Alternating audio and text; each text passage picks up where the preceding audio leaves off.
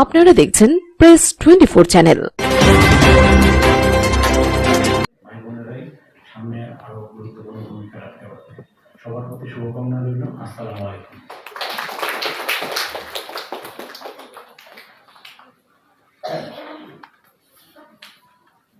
অসংখ্য ধন্যবাদ। আমরা এতক্ষণ কথা শুনছিলাম আমাদের আজকের আয়োজনের বিশেষ অতিথি জনাব মোহাম্মদ মিজানুর রহমান মহোদয়ের পক্ষে অতিরিক্ত পুলিশ সুপার সদর সার্কেল ময়মনসিংহ জনাব মোহাম্মদ সোহরাওয়ার্দী হোসেন মহোদয়ের।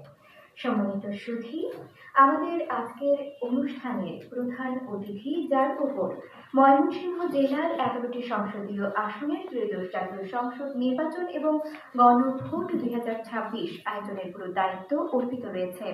এই মুহূর্তে স্যার অত্যন্ত ব্যস্ত সময় পার করছেন। ময়মনসিংহ জেলার সুযোগ্য জেলা প্রশাসক ও জেলা ম্যাজিস্ট্রেট জনাব মোহাম্মদ সাইফুর রহমান মহোদয় আমাদের আজকের আয়োজনে উপস্থিত হতে না পেরে আন্তরিক দুঃখ প্রকাশ করেছেন এবং সেই সাথে আমাদের আজকের আয়োজনের জন্য শুভ কামনা এবং এই আয়োজন যেন সফল হয় এই প্রত্যাশা উনি জানিয়েছেন। প্রিয় সুধী, আমাদের আলোচনা অনুষ্ঠানের প্রায় শেষ পর্যায়ে আমরা চলে এসেছি। এই অনুষ্ঠানের সম্মানিত সভাপতি ময়মনসিংহ জেলার মান্যবর অতিরিক্ত জেলা প্রশাসক সার্বিক জনাব রেজাল মোহাম্মদ গোলাম মাসুম প্রধান স্যারের বক্তব্যের মধ্য দিয়ে আমাদের আলোচনা অনুষ্ঠানের সমাপ্তি ঘটবে। তবে সভাপতি মহোদয়ের বক্তব্যের আগেই আমি বিভাগীয় সরকারি গণ গ্রন্থাগার ময়মনসিংহ কর্তৃক জাতীয় গ্রন্থাগার দিবস 2026 উপলক্ষে আয়োজিত বই পাঠ, রচনা, চিত্রাঙ্কন ও উপস্থিত বক্তৃতা প্রতিযোগিতার বিজয়ী এবং গ্রন্থাগারের নিবন্ধিত সদস্যদের মনোযোগ আকর্ষণ করছি। সভাপতি মহোদয়ের বক্তব্যের পর প্রতিযোগিতার পুরস্কার ও সনদ গ্রহণের জন্য পূর্ব দিকের সিঁড়ি দিয়ে মঞ্চে উঠে অতিথিবৃন্দের কাছ থেকে পুরস্কার ও সনদ গ্রহণ করে পশ্চিম দিকের সিঁড়ি দিয়ে দ্রুততার সাথে নেমে যাওয়ার এবং নিজ নিজ আসনে অবস্থান গ্রহণের অনেক দীর্ঘ উপস্থাপনার জন্য আর উপস্থিত অতিথিবৃন্দ, ধন্যবাদ ও কৃতজ্ঞতা।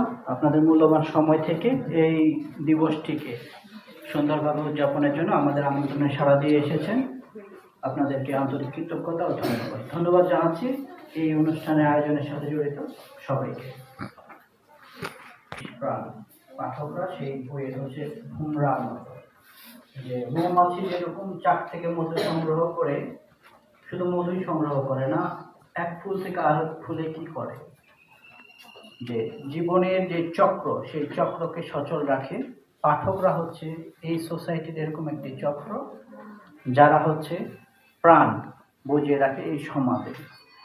আসলে আমার কাছে বই যেটা দিয়ে আখ কাটবেন, যেটা দিয়ে কোনো কিছু কাটাকাটি করবেন, সেটা সব কিছু কাটবে। সে মানুষের হাত কাটবে, মানুষের মাথা কাটবে, গাজর কাটবে, মূলা কাটবে, শশা কাটবে। তার কাছে কিন্তু যে এটা একটা বাচ্চার হাত, এটা একটা মূলা, এটার কোনো পার্থক্য নাই। কিন্তু আপনি যখনই মানুষে উঠতে পারবেন, যখন আপনি বই পড়বেন, তখন আপনি পার্থক্য করতে পারবেন যে কোনটা মূলা, কোনটাকে আপনার কাটতে হবে, আর কোনটা বাচ্চার হাত, কোনটা কাটা যাবে না, তাই না? এই যে মানবিক বিষয়টা আমার কাছে মনে হয় যে বই মানুষের মধ্যে প্রথিত করে। বেশি হয়ে ওঠার জন্যই আপনাকে বই পড়তে হবে, বইকে সঙ্গী বানাতে হবে। যে আমরা যে গ্লোবাল সিটিজেন যে দেব না, আসলে এই যে গ্লোবালাইজেশনের যুগে যদি আমরা দেখি যে যারা আমাদেরকে এই টাইমগুলো উপহার দিয়েছে, স্ক্রিন টাইম, তারা কতটুকু ইউজ করছেন। আপনি যদি দেখেন যে ফেসবুকের জনককে, ওনার স্ক্রিন টাইম সম্পর্কে ধারণা আছে আমাদের? ওনার স্ক্রিন টাইম, যিনি ফেসবুকের জনক, উনি কতক্ষণ ফেসবুক ইউজ করছেন আর আমরা যারা ইউজার তারা কতক্ষণ ইউজ করছি, এটা কিন্তু ভাবনার বিষয়। তারপরে যদি আমি কোয়ালিটি টাইম দেখি যে আমি কি পারপাসে ইউজ করছি, আমি কিন্তু এই যে ডিজিটাল প্রযুক্তি সেটাকে আপন না নিয়ে এগিয়ে যাওয়ার সুযোগ নেই, এটা অস্বীকার করার সুযোগ নেই। কিন্তু হচ্ছে পারপাসটা কি পারপাসে আমি সেটাকে ইউজ করছি, সেটা ভাবনার সুযোগ আছে। আমি ধরুন যে একটা গুরুত্বপূর্ণ ইনফরমেশন সার্চ দিতে গিয়ে ঘন্টার পর ঘন্টা আমার ব্যক্তিগত ফেসবুকে কাটালাম, জাস্ট এটা সময়ের অপচয়। এবং এই ক্ষেত্রে আপনার শরীর মন দুটার উপরে প্রভাব ফেলবে, যেটা আপনি আপনার 30s 30 বছর বয়সের পরে গিয়ে এই উপলব্ধিগুলো করতে পারবেন, যখন আপনার আর ফিরে দাঁড়ানোর সুযোগ থাকবে না। আজকে এই অনুষ্ঠানটা আসলে বই আর বই না পড়া, এটা হচ্ছে রুচি আর অরুচির মধ্যে যে পার্থক্যটুকু সেটাই। আসলে আমি কার সাথে মিশছি, আপনার সঙ্গ দিয়ে তো আপনার সোসাইটি আপনাকে ট্রিট করে, তাই না? যে আপনি যদি গ্রন্থাগারে আসেন, আপনি যদি লাইব্রেরিতে আসেন, যারা বই পড়ে তাদের সাথে আপনার যোগাযোগ হবে, তাই না? আর যদি আপনি কোনো জুয়ার আড্ডায় যান, তাহলে যারা জুয়া খেলে তাদের সাথে আপনার যোগাযোগ হবে। মাদকের যদি কোনো আড্ডায় যান, তাহলে তার সাথে কি ধরনের আলাপ হবে, যে কোন মাদক এখন চলছে, কোনটা খাইলে কি ধরনের ফিলিংস আছে, তাই না? আর যখন আপনি যারা গ্রন্থাগারমুখী, যারা বই পড়ে, তাদের সাথে আলোচনা কি হবে? তাদের সাথে আলোচনা হবে বই। এই বইটার উপজীব্য কি, এই বইটা কি নিয়ে লেখা হলো, এই বইটা সোসাইটিকে কিভাবে রিপ্রেজেন্ট করছে, এবং এটা আপনার জানা না জানার পার্থক্য তৈরি করে। আমরা সাধারণত স্মার্টনেস বলতে কি বুঝি? দেখতে সুন্দর, একটু হাইট ভালো হইতে হবে, চুলটা সুন্দর করে আঁকানো থাকতে হবে, চুল একটা অন্য স্টাইলে কাটানো থাকতে হবে, এখানে একটা পোজ দেওয়া থাকে, ইজ ইট স্মার্টনেস? স্মার্টনেস হচ্ছে আপনি কতটুকু জানেন, কত সুন্দরভাবে ওই জানাটুকুকে রিপ্রেজেন্ট করতে পারেন, যেটা আপনাকে, আপনার বই আপনাকে সহযোগিতা করবে। আসলে আমাদের যে এই যে দেখুন, আমার বয়স যে খুব বেশি না, কিন্তু না, আমার চোখে চশমা উঠে গিয়েছে, সোনাটি ভাই চোখে চশমা উঠে গিয়েছে।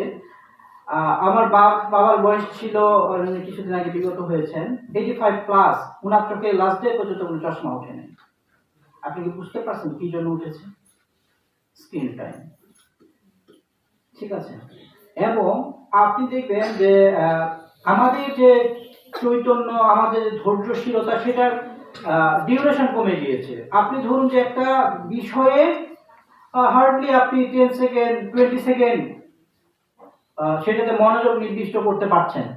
একটা রিলস আপনার কাছে আসতেছে, সেটা 10 সেকেন্ডসের মধ্যে দিয়ে আপনাকে এমন ভাবে সে প্রলুব্ধ করতেছে, আপনি স্ক্রল করেই যাচ্ছেন। আপনার যে জীবন থেকে ঘন্টার পর ঘন্টা সময় চলে গেল, এটা আপনি বুঝতে পারছেন না। বইয়ের ক্ষেত্রে কিন্তু, এবং ওই ক্ষেত্রে কি হচ্ছে যে আপনার যে ভাবনার যে খোরাক, সেটা কিন্তু রিলস আপনাকে দিতে পারছে না। কিন্তু বই, আপনি একটা লাইন বুঝছেন না, সেটা আবার আপনি রিপিট করে পড়ছেন। আসলে বই পড়ার সবথেকে গুরুত্বপূর্ণ বিষয়টা হচ্ছে বিটুইন দি লাইন স্টাডি করতে পারা। যে আমি 2টা বক্তব্য করলাম, এই বক্তব্যের সারমর্মটাকে উপলব্ধি করতে পারা, এই বক্তব্যের বিহাইন্ড দ্য সিন। আমরা যে সিনেমাটা দেখি 3 ঘন্টার, সেটা কি শুধু 3 ঘন্টায় শুট হয়? না, আমরা দেখি না যে মেকিং অফ দি সিনেমা, তাই না? যে কিভাবে একটা কত হাসাহাসি, কত বেদনা, কত ধাক্কা খেয়ে পড়ে যাচ্ছে নায়িকা টাইপের, কতগুলো বিহাইন্ড দি সিন থাকে। আপনাকে এই জ্ঞানটা অর্জিত হবে এভাবে যে আপনি আসলে বিটুইন দি লাইন স্টাডি করার ক্যাপাসিটি অর্জন করেছেন কিনা। এটা আপনি তখনই পারবেন আপনি যখন বিভিন্ন রকমের বই পড়বেন, তাই না? আপনি যদি সৈয়দ মুস্তফা আলী পড়েন, এক ধরনের ফিলিংস, ইবনে বতুতা পড়েন, এক ধরনের ফিলিংস, আপনি যদি কুরআন মাজিদ পড়েন, এক ধরনের ফিলিংস, তাই না? হ্যাঁ, যে আপনি আর জীবনটা খুব ছোট্ট সময়ে, ধরুন যে আমাদের এখন লাইফ টাইম হয়তো কাগজে কলমে অনেক বেশি, কিন্তু আপনি সুস্থ স্বাভাবিকভাবে বাঁচতে পারেন 50-60 বছর।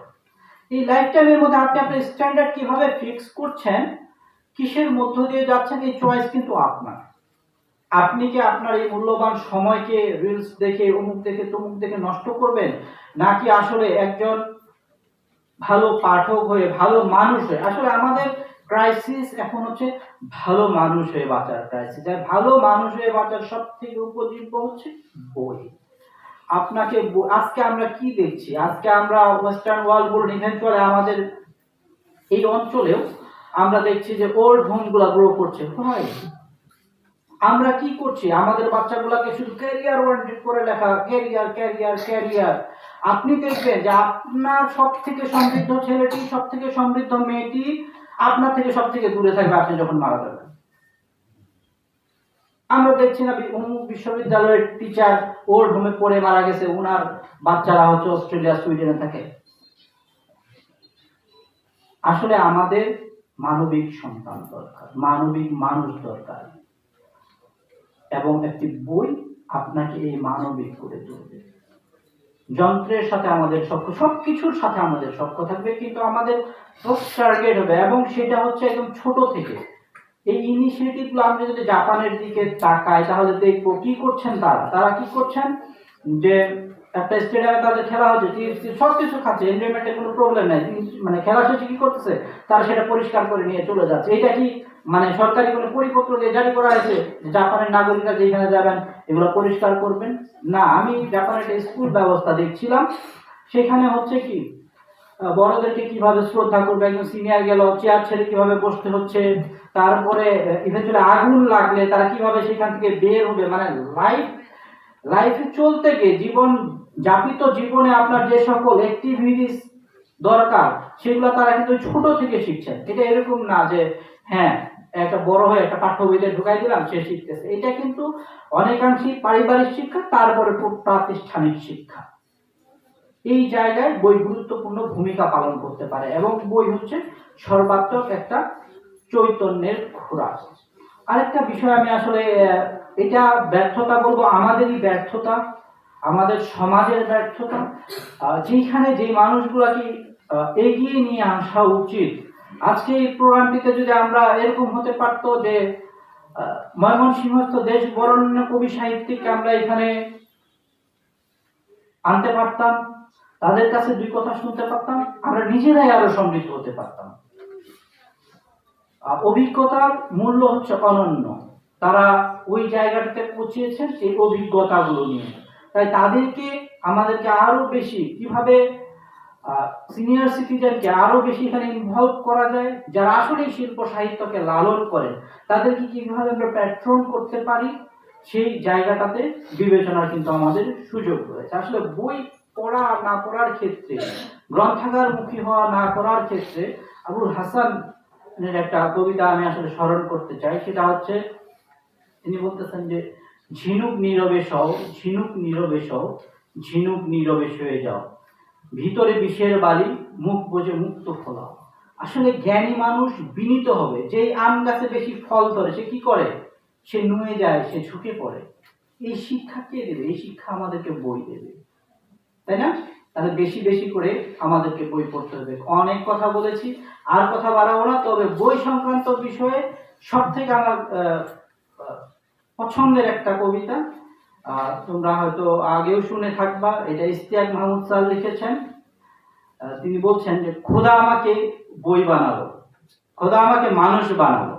লাইনটা হচ্ছে এরকম, খোদা আমাকে মানুষ বানালো, আমি হতে চেয়েছিলাম বই, বাংলা বই, লাল মোড়া। ছোট ছেলেরা আমাকে পড়তো উচ্চ কণ্ঠে, বাংলা বই মোমের আলো। খোদা আমাকে মানুষ বানালো, কেউ পড়তে পারে না। আমরা খুব জটিল হয়ে যাচ্ছে, আমাদের যে যাপিত জীবন এতটুকুই ছিল কবিতা, যে খোদা আমাকে মানুষ বানালো, কেউ পড়তে পারে না। আমরা এই মানব জীবনে আমরা আসলে আমাদের চাওয়া পাওয়ার গুলোকে ফিক্স করতে পারিনি। আসলে ধর্ম বলে যে অল্পে সন্তুষ্ট সেই আসলে সুখী মানুষ। আমাদের ডেস্টিনেশনটা কি, আমাদের গোলটা কি, আমরা আসলে কিছু পৌঁছাতে চাই। ছোট্ট একটা গল্প বলি, যে একজন মেয়ে যে মাছ ধরে আর কি, জেলে বলি, জেলে ওই জাস্ট দুই একটা মাছ ধরে উদাস ভঙ্গিতে সমুদ্রের পাড়ে শুয়ে বিনোদন করতেছে। তো কিছু ওয়েস্টার্ন মানুষকে জিজ্ঞেস করতেছে, এই তুমি কি করতেছো? এই যে আনন্দ করতেছি, মাছ ধরছি, দুইটা মাছ ধরছি, এবং এগুলা একটু সন্ধ্যা থেকে পুড়ে খাবো। তুমি যে এখানে সময় নষ্ট করতেছ, তো তুমি তো আরো বেশি মাছ ধরতে পারতা, আরো বেশি মাছ ধরলে তাহলে তখন জেলে প্রশ্ন করতেছে, তাহলে কি হবে? যে তুমি এগুলো বিক্রি করে আরো টাকা ইনকাম করতে পারতা। টাকা ইনকাম করে কি করতাম, যে একটা ট্রলার কিনে তারপর ভাড়া দিয়ে আরো বেশি জেলেকে তুমি কাজে লাগালে, ওরা আরো বেশি মাছ ধরতো, তারপর বিক্রি করে তুমি আরো বেশি টাকা ইনকাম করে একটা কোম্পানির মতো দাঁড় করাইতা। তারপরে কি করতাম, যে তারপরে অনেক তুমি গাড়ি বাড়ি প্রাসাদ বানাইতা, অনেক এনজয় করতা। তারপরে কোন একদিন সুইট ইভিনিং এ তুমি সমুদ্রের পাড়ে ঘুরতা টুরতা, এগুলো করতাম। আমি এখন কি করতেছি, আমি তো সমুদ্রের পাড়ে সুন্দর করে এনজয় করতেছি। তো এই জন্য আমাকে একটা হ্যাসেল পোহাইতে হবে কি, আসলে যে অল্পে সন্তুষ্ট সেই সুখী। তো তো ঠিক আছে, এই দিবসের সাফল্য কামনা করছি। সবাই ভালো থাকবেন, সুখে থাকবেন এবং বাবা মার প্রতি টেক কেয়ার করবেন। বাবা মার দোয়াই আপনাদের সাফল্যের অন্যতম নিয়ামক বলে আমি মনে করি। ধন্যবাদ। আসসালামু আলাইকুম।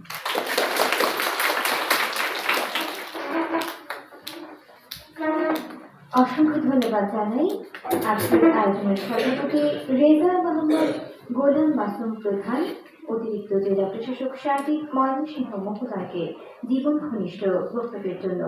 এখন চলে যাচ্ছি অনুষ্ঠানের দ্বিতীয় পর্বে।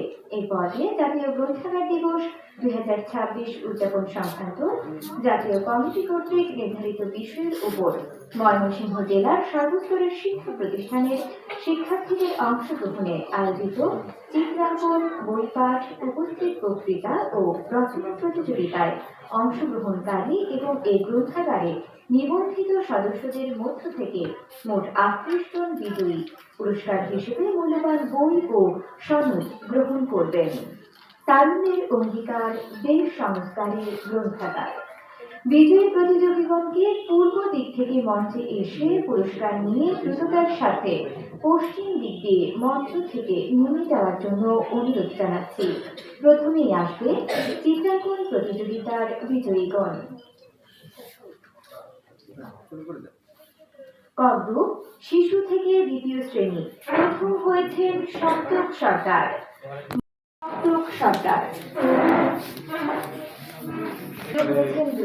আপনারা প্রস্তুত থাকবেন। Shrabon Reza Shaolin, Wisdom International school.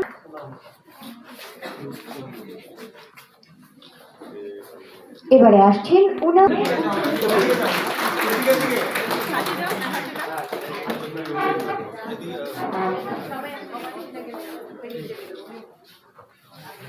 Safia Afroz, Afroz Khan Model School, Mymensingh.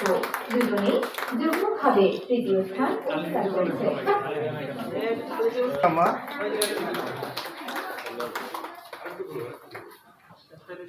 যুগ্মভাবে প্রথম হয়েছেন দুইজন, অধিকার দুজন, এম কাঙ্গুলিহুদা এবং পদ্মাবতী রায় পদ্ম। এবারে মঞ্চে আসার জন্য অনুরোধ জানাচ্ছি যুগ্মভাবে দ্বিতীয় হয়েছে অদ্রিয়া দেবনাথ, সেগুনা সরকারি প্রাথমিক বিদ্যালয়, ময়মনসিংহ। দুজনেই প্রিয়া দেবনাথের পক্ষে পুরস্কার নিচ্ছেন ওনার অভিভাবক। এ পর্যায়ে যুগ্মভাবে Cantonment Public School and College, Mymensingh. পুরস্কার নিচ্ছেন মারিয়াম ইসলাম সোয়া। এর মধ্য দিয়ে চিত্রাঙ্কন প্রতিযোগিতা খ গ্রুপের পুরস্কার বিতরণী শেষ হল। চিত্রাঙ্কন প্রতিযোগিতা ক গ্রুপে সাবা ইসলাম বন্ধ আর পুলিশ ব্যাটালিয়ন আদর্শ উচ্চ বিদ্যালয়, কর্মচারী।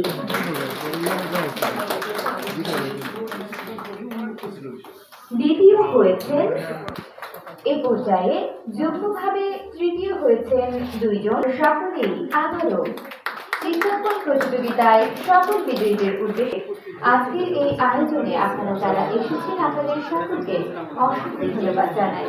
মঞ্চে আসছেন সাইফ ইসলাম প্রান্ত, চিত্রাঙ্কন প্রতিযোগিতায় গ গ্রুপে।